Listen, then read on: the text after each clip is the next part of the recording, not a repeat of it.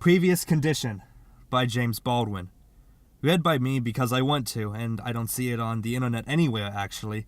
I found one copy of the story on a website. I hope it's right. It's got 704 likes on shortstoryproject.com. So I hope it's accurate. If it's not, please let me know. But I'm going to read from this edition. Alright, let's dive in. I woke up shaking, alone in my room. I was clammy cold with sweat. Under me, the sheet and the mattress was soaked. The sheet was gray and twisted like a rope. I breathed like I had been running. I couldn't move for the longest while. I just lay on my back, spread-eagled, looking up at the ceiling, listening to the sounds of people getting up in other parts of the house. Alarm clocks ringing, and water splashing, and doors opening and shutting, and feet on the stairs. I could tell when people left for work. The hall doorway downstairs whined and shuffled as it opened and gave a funny kind of double slam as it closed. One thud, and then a louder thud, and then a little final click. While the door was open, I could hear the street sounds too. Horses' hoofs and delivery wagons, and people in the streets, and big trucks and motor cars screaming on the asphalt. I had been dreaming. At night I dreamt and woke up in the morning trembling, but not remembering the dream, except that in the dream I had been running. I could not remember when the dream, or dreams, had started. It had been long ago. For long periods, maybe, I would have no dreams at all, and then they would come back, every night. I would try not to go to bed. I would go to sleep frightened and wake up frightened and have another day to get through with the nightmare at my shoulder. Now I was back from Chicago, busted, living off my friends in a dirty furnished room downtown. The show I had been with had folded in Chicago. It hadn't been much of a part, or much of a show either, to tell the truth. I played a kind of intellectual Uncle Tom, a young college student working for his race. The playwright had wanted to prove he was a liberal, I guess. But, as I say, the show had folded, and here I was, back in New York, and hating it. I knew that I should be getting another job, making the rounds, pounding the pavement. But I didn't. I couldn't face it. It was summer. I seemed to be fagged out, and every day I hated myself more. Acting's a rough life, even if you're white.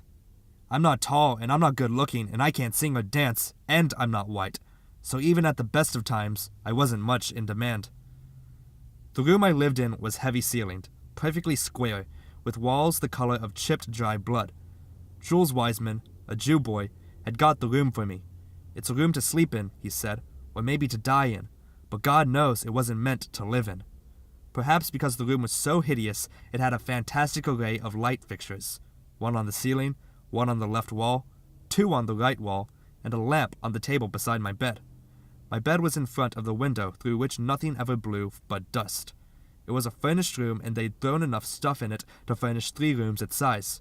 2 easy chairs and a desk, the bed, the table, a straight-backed chair, a bookcase, a cardboard wardrobe, and my books in my suitcase, both unpacked, and my dirty clothes flung in a corner. It was the kind of room that defeated you. It had a fireplace, too, and a heavy marble mantelpiece, and a great gray mirror above the mantelpiece. It was hard to see anything in the mirror very clearly, which was perhaps just as well, and it would have been worth your life to have started a fire in the fireplace. "Well, you won't have to stay here too long," Jules told me the night I came. Jules smuggled me in. Sort of. After dark, when everyone had gone to bed. Christ, I hope not. "I'll be moving to a big place soon," Jules said. "You can move in with me." He turned all the lights on. "Think it'll be all right for a while?" He sounded apologetic, as though he had designed the room himself. "Oh, sure. Do you think I have any trouble?" "I don't think so. The rent's paid. She can't put you out." I didn't say anything to that. "Sort of stay under cover," Jules said. "You know." "Roger," I said. I had been living there for 3 days, timing it so I left after everyone else had gone, coming back late at night when everyone else was asleep, but I knew it wouldn't work. A couple of the tenants had seen me on the stairs. A woman had surprised me coming out of the John. Every morning I waited for the landlady to come banging on the door. I didn't know what would happen. It might be all right. It might not be. But the waiting was getting me. The sweat on my body was turning cold. Downstairs, a radio was tuned in to the Breakfast Symphony. They were playing Beethoven. I sat up and lit a cigarette. "Peter," I said, "don't let them scare you to death. You're a man too." I listened to Ludwig and I watched the smoke rise to the dirty ceiling. Under Ludwig's drums and horns, I listened to hear footsteps on the stairs. I'd done a lot of traveling in my time. I'd knocked about through St. Louis, Frisco, Seattle, Detroit, New Orleans, worked at just about everything. I'd run away from my old lady when I was about 16. She'd never been able to handle me. "You'll never be nothing but a bum," she'd say. We lived in an old shack in a town of New Jersey, in the nigger part of town, the kind of houses colored people live in all over the U.S. I hated my mother for living there. I hated all the people in my neighborhood. They went to church and they got drunk. They were nice to the white people. When the landlord came around, they paid him and took his crap. The first time I was ever called nigger, I was 7 years old. It was a little white girl with long black curls. I used to leave the front of my house and go wandering by myself through town. This little girl was playing ball alone, and as I passed her, the ball rolled out of her hands into the gutter. I threw it back to her. "Let's play catch," I said. But she held the ball and made a face at me. "My mom don't let me play with niggers," she told me. I did not know what the word meant, but my skin grew warm. I stuck my tongue out at her. "I don't care. Keep your old ball." I started down the street. She screamed after me, "Nigger, nigger, nigger." I screamed back, "Your mother was a nigger." I asked my mother what a nigger was. "Who called you that?" I heard somebody say it. "Who?" "Just somebody." "Go wash your face," she said. "You dirty as sin. Your supper's on the table." I went to the bathroom and splashed water on my face and wiped my face and hands on the towel. "You call that clean?" my mother cried. "Come here, boy." She dragged me back to the bathroom and began to soap my face and neck. "You run around dirty like you do all the time. Everybody will call you a little nigger. You hear?" She rinsed my face and looked at my hands and dried me. "Now, go on and eat your supper." I didn't say anything. I went to the kitchen and sat down at the table. I remember I wanted to cry. My mother sat down across from me. "Mama," I said. She looked at me. I started to cry. She came around to my side of the table and took me in her arms. "Baby, don't fret. Next time somebody calls you a nigger, you tell them you'd rather be your color than be low down and nasty like some white folks is." We formed gangs when I was older, my friends and I. We met white boys and their friends on the opposite sides of fences, and we threw rocks and tin cans at each other. I'd come home bleeding. My mother would slap me and scold me and cry. "Boy, you want to get killed? You want to end up like your father?" My father was a bum, and I had never seen him. I was named for him, Peter. I was always in trouble. Truant officers, welfare workers, everybody else in town. "You ain't ever gonna be nothing but a bum," my mother said. By and by, the older kids I knew finished school and got jobs and got married and settled down. They were going to settle down and bring more black babies into the world and pay the same rents for the same old shacks, and it would go and on. When I was 16, I ran away. I left a note and told Mama not to worry. I'd come back one day and I'd be all right. But when I was 22, she died. I came back and put my mother in the ground. Everything was like it had been. Our house had not been painted and the porch floors sagged, and there was somebody's raincoat stuff in the broken window. Another family was moving in. The furniture was stacked along the walls, and their children were running through the house and laughing, and somebody was frying pork chops in the kitchen. The oldest boy was tacking up a mirror. Last year, Ida took me driving in a big car, and we passed through the couple of towns upstate. We passed some crumbling houses on the left. The clothes on the line were flying in the wind. "Are people living there?" asked Ida. "Just darkies," I said. Ida passed the car ahead, banging angrily on the horn. "Do you know you're becoming paranoiac, Peter?" All right. I know a lot of white people are starving too." "You're damn right they are. I know a little about poverty myself." Ida had come from the kind of family called Shanty Irish. She was raised in Boston. She's a very beautiful woman who married young and married for money. "So now I can afford to support attractive young men," she'd giggle. Her husband was a ballet dancer who was forever on the road. Ida suspected that he went with boys. "Not that I give a damn," she said. as long as he leaves me alone. When we met last year, she was 30, and I was 25. We had a pretty stormy relationship, but we stuck. Whenever I got to town, I called her. Whenever I was stranded out of town, I'd let her know. We never let it get too serious. She went her way, and I went mine. In all this running around, I'd learn a few things. Like a prizefighter learns to take a blow or a dancer learns to fall, I'd learn how to get by. I'd learn never to be belligerent with policemen, for instance. No matter who was right, I was certain to be wrong. What might be accepted as just good old American independence in someone else would be insufferable arrogance in me. After the first few times, I realized that I had to play smart, to act out the role I was expected to play. I only had one head, and it was too easy to get it broken. When I faced a policeman, I acted like I didn't know a thing. I let my jaw drop, and I let my eyes get big. I didn't give him any smart answers. None of the crap about my rights. I figured out what answers he wanted, and I gave them to him. I never let him think he wasn't king. If it was more than routine, if I was picked up on suspicion of robbery or murder in the neighborhood, I looked as humble as I could and kept my mouth shut and prayed. I took a couple of beatings, but I stayed out of prison, and I stayed off chain gangs. That was also due to luck. Ida pointed out once, "Maybe it would have been better for you if you'd been a little less lucky. Worse things have happened than chain gangs. Some of them have happened to you." There was something in her voice. "What are you talking about?" I asked. "Don't lose your temper. I said maybe." "You mean you think I'm a coward?" "I didn't say that, Peter." "But you meant that, didn't you?" "No, I didn't mean that. I didn't mean anything. Let's not fight." There are times and places when a Negro can use his color like a shield. He can trade on the subterranean Anglo-Saxon guilt and get what he wants that way, or some of what he wants. He can trade on his nuisance value, his value as forbidden fruit. He can use it like a knife. He can twist it and get his vengeance that way.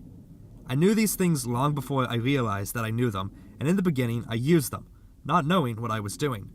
Then, when I began to set it, I felt betrayed. I felt beaten as a person. I had no honest place to stand. This was the year before I met Ida. I'd been acting in stock companies and little theaters, sometimes fairly good parts. People were nice to me. They told me I had talent. They said it sadly, as though they were thinking, "What a pity, he'll never get anywhere." I had got to the point where I resented praise and resented pity, and I wondered what people were thinking when they shook my hand. In New York, I met some pretty fine people. Easygoing, hard drinking, flotsam and jetsam, and they liked me, and I wondered if I trusted them, if I was able any longer to trust anybody. Not on top, where all the world could see, but underneath, where everybody lives. Soon I would have to get up. I listened to Ludwig. He shook the little room like the footsteps of a giant marching miles away. On summer evenings, and maybe we would go this summer, Jules and Ida and I would go up to the stadium and sit beneath the pillars on the cold stone steps. There it seemed to me the sky was far away, and I was not myself. I was high and lifted up. We never talked, the three of us. We sat and watched the blue smoke curl in the air and watched the orange tips of cigarettes. Every once in a while, the boys who sold popcorn and soda pop and ice cream climbed the steep steps chattering, and Ida shifted slightly and touched her blue-black hair, and Jules scowled. I sat with my knee up, watching the lighted half-moon below, the black-coated, straining conductor, the faceless men beneath him moving together in a rhythm like the sea. There were pauses in the music for the rushing, calling, halting piano. Everything would stop except the climbing of the soloist. He would reach a height and everything would join him. The violins first and then the horns. And then the deep blue bass and the flute and the bitter trampling drums. Beating and mounting together and stopping with a crash like daybreak. When I first heard the Messiah, I was alone. My blood bubbled like fire and wine. I cried, like an infant crying for its mother's milk, or a sinner running to meet Jesus. Now below the music, I heard footsteps on the stairs. I put out my cigarette. My heart was beating so hard I thought it would tear my chest apart. Someone knocked on the door. I thought, don't answer. Maybe she'll go away. But the knocking came again, harder this time. "Just a minute," I said. I sat on the edge of the bed and put on my bathrobe. I was trembling like a fool. "For Christ's sake, Peter, you've been through this before. What's the worst that can happen?" "You won't have a room." The world's full of rooms. When I opened the door, the landlady stood there, red and white-faced and hysterical. Who are you? I didn't rent this room to you. My mouth was dry. I started to say something. I can't have no colored people here, she said. All my tenants are complaining. Women are afraid to come home nights. They ain't gotta be afraid of me, I said. I couldn't get my voice up. It rasped and rattled in my throat, and I began to be angry. I wanted to kill her. My friend rented this room for me, I said. Well, I'm sorry. He didn't have no right to do that, and I don't have nothing against you, but you gotta get out. Her glasses blinked, opaque in the light on the landing. She was frightened to death. She was afraid of me, but she was more afraid of losing her tenants. Her face was mottled with rage and fear. Her breath came rushed, little bits of spittle gathered at the edges of her mouth. Her breath smelled bad, like rotting hamburger on a July day. You can't put me out, I said.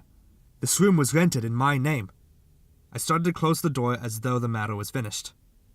I live here, see? This is my room. You can't put me out. You get out of my house, she screamed. I got the right to know who's in my house. This is a white neighborhood. I don't rent to colored people. Why don't you go on uptown like you belong? I can't stand niggers, I told her. I started to close the door again, but she moved and stuck her foot in the way. I wanted to kill her. I watched her stupid, wrinkled, frightened white face, and I wanted to take a club, a hatchet, and bring it down with all my weight, splitting a skull down the middle where she parted her iron gray hair. Get out of the door, I said. I want to get dressed. But I knew that she had won, that I was already on my way. We stared at each other. Neither of us moved. From her came an emanation of fear and fury, and something else. You maggot-eating bitch, I thought. I said evilly, You want to come in and watch me? Her face didn't change. She didn't take her foot away. My skin prickled. Tiny hot needles punctured my flesh. I was aware of my body under the bathrobe, and it was as though I had done something wrong, something monstrous, years ago, which no one had forgotten, and for which I would be killed. If you don't get out, she said, I'll get a policeman to put you out. I grabbed the door to keep from touching her. All right, you can have the goddamn room. Now get out and let me dress. She turned away. I slammed the door. I heard her going down the stairs. I threw stuff into my suitcase. I tried to take as long as possible, but I cut myself while shaving because I was afraid she would come upstairs with a policeman. Jules was making coffee when I walked in. Good morning. What happened to you? No room at the inn, I said. Pour a cup of coffee for the notorious son of a man. I sat down and dropped my suitcase on the floor. Jules looked at me. Oh, well, coffee coming up. He got out the coffee cups. I lit a cigarette and sat there. I couldn't think of anything to say. I knew that Jules felt bad, and I wanted to tell him that it wasn't his fault. He pushed coffee in front of me and sugar and cream. Cheer up, baby. This world's wide in life. Life, she is very long. Shut up, I don't want to hear any of your bad philosophy. Sorry. I mean, let's not talk about the good, the true, and the beautiful. All right, but don't sit there holding on to your table manners. Scream if you want to. Screaming won't do any good. Besides, I'm a big boy now. I stirred my coffee. Did you give her a fight? Jules asked. I shook my head. No. Why the hell not? I shrugged, a little ashamed now. I couldn't have won it. What the hell? You might have won it. You might have given her a couple of bad moments. God damn it to hell. I'm sick of it. Can't I get a place to sleep without dragging it through the courts? I'm goddamn tired of battling every Tom, Dick, and Harry for what everybody else takes for granted. I'm tired, man. Tired. Have you ever been sick to death of something? Well, I'm sick to death, and I'm scared. I've been fighting so goddamn long, I'm not a person anymore. I'm not Booker T. Washington. I've got no vision of emancipating anybody. I want to emancipate myself. If this goes on much longer, they'll send me to Bellevue. I'll blow my top. I'll break somebody's head. I'm not worried about that miserable little room. I'm worried about what's happening to me. To me. Inside. I don't walk the streets. I crawl. I've never been like this before. Now when I go to a strange place, I wonder what will happen. Will I be accepted? If I'm accepted, can I accept? Take it easy, Jules said. Jules, I'm beaten. I don't think you are. Drink your coffee. Oh, I cried. I know you think I'm making it dramatic, that I'm a paranoiac and just inventing trouble. Maybe I think so sometimes. How can I tell? You get so used to being hit, you find you're always waiting for it. Oh, I know. You're Jewish. You get kicked around too.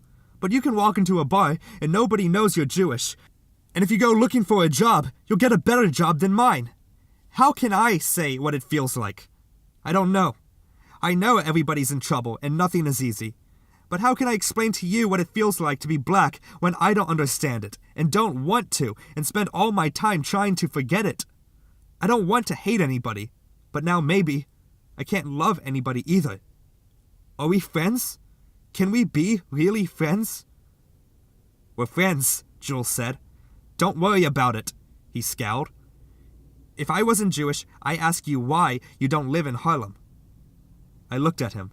He raised his hand and smiled. But I am Jewish, so I didn't ask you. Ah, Peter, he said. I can't help you. Take a walk. Get drunk. We're all in this together. I stood up. I'll be around later. I'm sorry. Don't be sorry.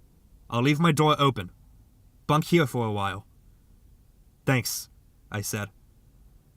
I felt that I was drowning, that hatred had corrupted me like cancer in the bone. I saw Ida for dinner. We met in a restaurant in the village, an Italian place in a gloomy cellar with candles on the tables. It was not a busy night, for which I was grateful. When I came in, there were only 2 other couples on the other side of the room. No one looked at me. I sat down in a corner booth and ordered a Scotch old-fashioned. Ida was late, and I had 3 of them before she came. She was very fine in black, a high-necked dress with a pearl choker, and her hair was combed pageboy style, falling just below her ears. You look real sweet, baby. Thank you.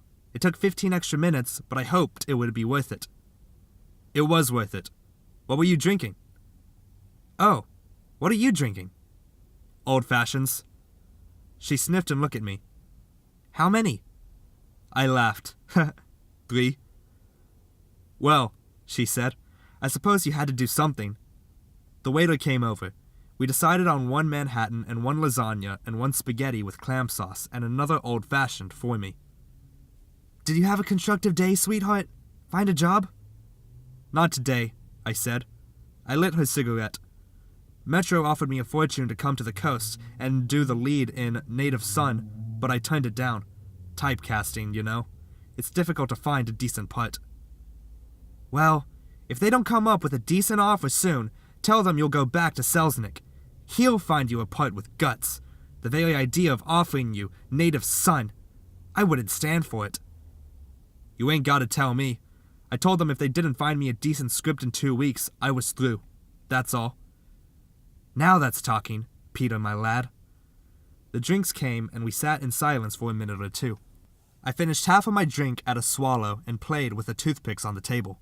I felt Ida watching me. Peter, you're going to be awfully drunk. Honey child, the first thing a southern gentleman learns is how to hold his liquor. That myth is older than the Rock of Ages, and anyway, you come from Jersey. I finished my drink and snarled at her. That's just as good as the South. Across the table from me, I could see that she was readying herself for trouble. Her mouth tightened slightly, setting her chin so that the faint cleft showed. What happened to you today? I resented her concern. I resented my need. Nothing much talking about, I muttered. Just a mood. And I tried to smile at her, to wipe away the bitterness. Now I know something's the matter. Please tell me. It sounded trivial as hell. You know the room Jules found for me? Well, the landlady kicked me out of it today. God save the American Republic, Ida said. Do you want to waste some of my husband's money? We can sue her. Forget it. I'll end up with lawsuits in every state in the Union. Still, as a gesture, the devil with a gesture, I'll get by. The food came. I didn't want to eat. The first mouthful hit my belly like a gong. Ida began cutting up lasagna. "Peter," she said, "try not to feel so badly. We're all in this together, the whole world. Don't let it throw you. What can't be helped, you have to learn to live with." "That's easy for you to say," I told her. She looked at me quickly and looked away. "I'm not pretending that it's easy to do," she said. I didn't believe that she could really understand it, and there was nothing I could say. I sat like a child being scolded, looking down at my plate, not eating, not saying anything. I wanted her to stop talking, to stop being intelligent about it, to stop being calm and grown up about it. Good Lord, none of us have ever grown up. We never will. "It's no better anywhere else," she was saying. "In all of Europe there's famine and disease. In France and England they hate the Jews. Nothing's going to change, baby. People are too empty-headed, too empty-hearted. It's always been like that. People always try to destroy what they don't understand, and they hate most everything because they understand so little." I began to sweat in my side of the booth. I wanted to stop her voice. I wanted her to eat and be quiet and leave me alone. I looked around for the waiter so I could order another drink, but he was on the far side of the restaurant, waiting on some people who had just come in. A lot of people had come in since we had been sitting there. "Peter," Ida said. "Peter, please don't look like that." I grinned, the painted grin of the professional clown. "Don't worry, baby. I'm all right. I know what I'm going to do. I'm going to go back to my people where I belong and find me a nice black nigger wench and raise me a flock of babies." Ida had an old maternal trick. The grin tricked her into using it now. She raised her fork and rapped me with it across the knuckles. "Now, stop that. You're too old for that." I screamed and stood up screaming and knocked the candle over. "Don't do that, you bitch! Don't ever do that!" She grabbed the candle and set it up and glared at me. Her face had turned perfectly white. "Sit down! Sit down!" I fell back into my seat. My stomach felt like water. Everyone was looking at us. I turned cold, seeing what they were seeing. A black boy and a white woman, alone together. I knew it would take nothing to have them at my throat. "I'm sorry," I muttered. I'm sorry. The waiter was at my elbow. "Is everything all right, miss?" "Yes, quite. Thank you." She sounded like a princess dismissing a slave. I didn't look up. The shadow of the waiter moved away from me. "Baby," Ida said. "Forgive me. Please forgive me." I stared at the tablecloth. She put her hand on mine. Brightness and blackness. "Let's go," I said. "I'm terribly sorry." She motioned for the check. When it came, she handed the waiter a $10 bill without looking. She picked up her bag. "Shall we go to a nightclub or a movie or something?" "No, honey, not tonight." I looked at her. "I'm tired. I think I'll go on over to Jules's place. I'm going to sleep on this floor for a while. Don't worry about me. I'm all right." She looked at me steadily. She said, "I'll come see you tomorrow?" "Yes, baby, please." The waiter brought the change and she tipped him. We stood up as we passed the tables, not looking at the people. The ground under me seemed falling. The doorway seemed impossibly far away. All my muscles tensed. I seemed ready to spring. I was waiting for the blow. I put my hands in my pockets, and we walked to the end of the block. The lights were green and red. The lights from the theater across the street exploded blue and yellow, off and on. "Peter?" "Yes?" "I'll see you tomorrow?" "Yeah. Come by Jules. I'll wait for you." "Good night, darling." "Good night." I started to walk away. I felt her eyes on my back. I kicked a bottle top on the sidewalk. God save the American Republic. I dropped into the subway and got on an uptown train, not knowing where it was going and not caring. Anonymous, islanded people surrounded by me, behind newspapers, behind makeup, fat, fleshy masks and flat eyes. I watched the empty faces. No one looked at me. I looked at the ads, unreal women and pink-cheeked men selling cigarettes, candy, shaving creams, nightgowns, chewing gum, movies. Sex without organs, drier than sand and more secret than death. The train stopped. A white boy and a white girl got on. She was nice, short, svelte. Nice legs. She was hanging on his arm. He was the football type, blonde, ruddy. They were dressed in summer clothes. The wind from the doors blew her print dress. She squealed, holding the dress at the knees, and giggled and looked at him. He said something I didn't catch, and she looked at me, and the smile died. She stood so that she faced him and had her back to me. I looked back at the ads. Then I hated them. I wanted to do something to make them hurt, something that would crack the pink-cheeked mask. The white boy and I did not look at each other again. They got off at the next stop. I wanted to keep on drinking. I got off in Harlem and went to a rundown bar on 7th Avenue. My people. My people. Sharpies stood on the corner, waiting. Women in summer dresses pranced by on wavering heels. Click-clack, click-clack. There were white-mounted policemen in the street. On every block there was another policeman on foot. I saw a black cop. God save the American Republic. The jukebox was letting loose with Hamp's bogey. The place was jumping. I walked over to the man. "Guy," I said. I was standing next to somebody's grandmother. "Hello, Papa. What you putting down?"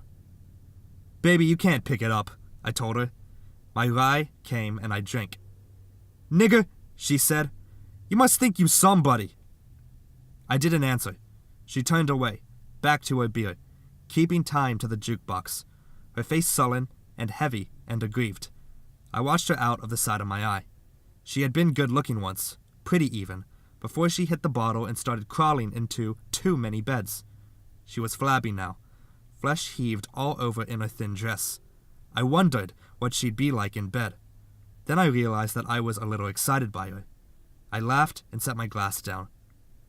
"The same," I said, "and a beer chaser." The jukebox was playing something else now, something brassy and commercial, which I didn't like. I kept on drinking, listening to the voices of my people, watching the faces of my people. God pity us, the terrified Republic. Now I was sorry to have angered the woman who still sat next to me, now deep in conversation with another, younger woman. I longed for some opening, some sign, something to make me part of the life around me. But there was nothing except my color. A white outsider coming in would have seen a young Negro drinking in a Negro bar, perfectly in his element, in his place, as the saying goes.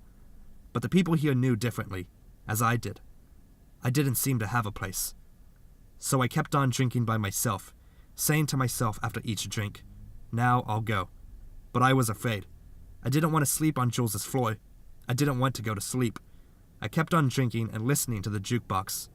They were playing Ella Fitzgerald. Cow Cow Boogie.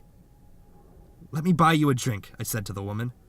She looked at me, startled, suspicious, ready to blow her top. "On the level," I said. I tried to smile. "Both of you."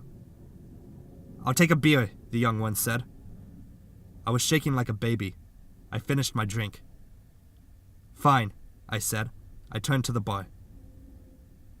"Baby," said the old one, "what's your story?" The man put 3 beers on the counter.